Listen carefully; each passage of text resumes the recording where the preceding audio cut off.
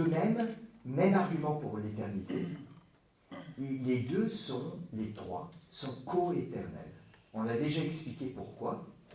Mais alors, le résultat de ça, donc ça c'est Contrarius par exemple, c'est Contrarius, le résultat de ça, c'est du coup, on ne devrait pas dire que, on ne peut pas dire qu'il y a un moment où le Fils n'a pas été engendré, mais alors qu'est-ce qu'il faut dire?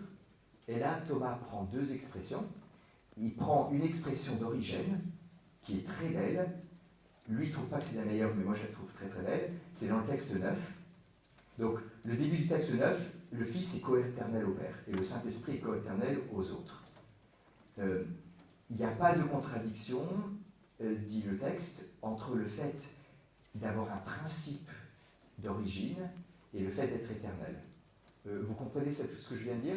J'ai déjà expliqué ça. C'est-à-dire, on peut provenir de quelque chose sans que ce soit dans un deuxième moment dans le temps. Un peu comme l'idée de la pensée et de notre intelligence, ou pour les anciens, de la lumière et du soleil.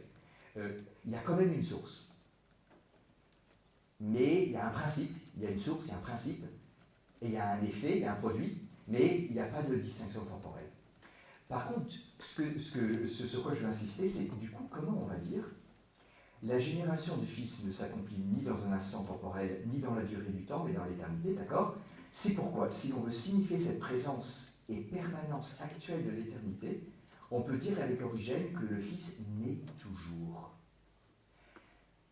Le Père n'a jamais fini d'engendrer le Fils. Alors, dans un sens, il a déjà tout fait. Mais déjà tout fait, c'est temporel. Du coup, qu'est-ce que c'est que la paternité du Père? C'est un engendrement constant et permanent. De même qu'un rayon de soleil est constamment engendré par le soleil. Le Père est constamment en train de donner son être au Fils. Qu'est-ce que ça veut dire être Père en Dieu?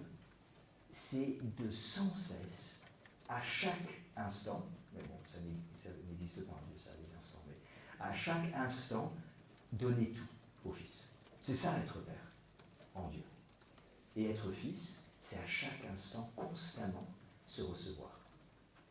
Alors, Thomas, il n'aime pas trop parce que, vous avez vu, c'est très difficile d'exprimer ça sans utiliser des catégories temporelles. Donc lui, il préfère dire avec Saint Grégoire et Saint Augustin, il est toujours né. Le Fils est toujours né. Il n'y a pas eu un moment où il n'a pas été né.